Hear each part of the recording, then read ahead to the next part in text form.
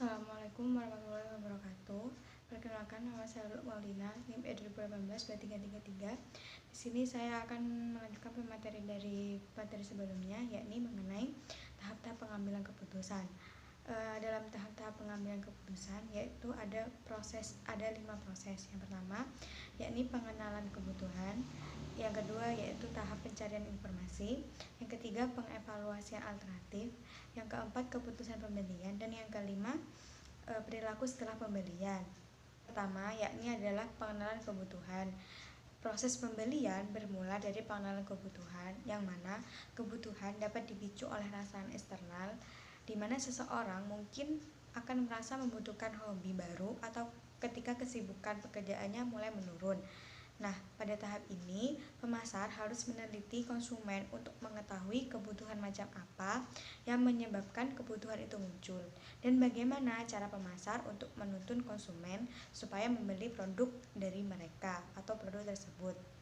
Yang kedua, yaitu pencari informasi, di mana konsumen yang terangsang kebutuhannya akan terdorong untuk mencari informasi yang lebih banyak mengenai produk tersebut. Pada satu tahapan tertentu, konsumen mungkin hanya sekedar meningkatkan perhatiannya saja. Akan tetapi, bisa juga seseorang atau konsumen menjadi lebih menerima informasi dan memperhatikan iklan produk yang ada. Atau ia mungkin akan mengerjakan pengumpulan informasi mengenai produk tersebut secara aktif, baik melalui informasi tertulis. Yang ketiga, yaitu evaluasi alternatif.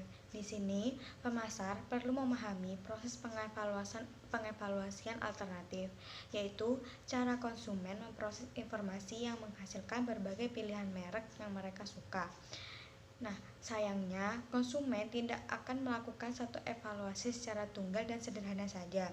Akan tetapi, konsumen mungkin melakukan beberapa proses evaluasi. Yang keempat, yaitu adalah keputusan pembelian. Pada tahap pengevaluasian, konsumen akan menyusun peringkat merek dan membentuk kecenderungan atau niat pembelian terhadap beberapa merek yang ada. Namun, secara umum, keputusan pembelian konsumen akan membeli merek yang paling mereka suka. Akan tetapi, ada dua faktor yang akan muncul di antara kecenderungan pembelian dan keputusan pembelian, yakni faktor yang pertama adalah sikap orang lain, dan yang kedua adalah faktor situasi tak terduga. Nah, yang terakhir yaitu adalah perilaku pembelian, di mana setelah konsumen membeli produk yang mereka inginkan, konsumen akan mengalami level kepuasan atau ketidakpuasan terhadap produk yang mereka beli. Selanjutnya yaitu perilaku pasca pembelian.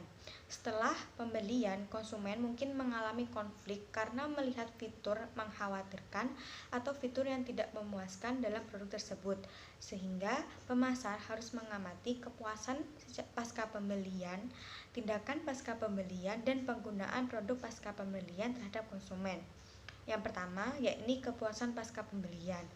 Kepuasan pasca pembelian sendiri ini merupakan fungsi kedekatan antara harapan dan kinerja anggapan produk.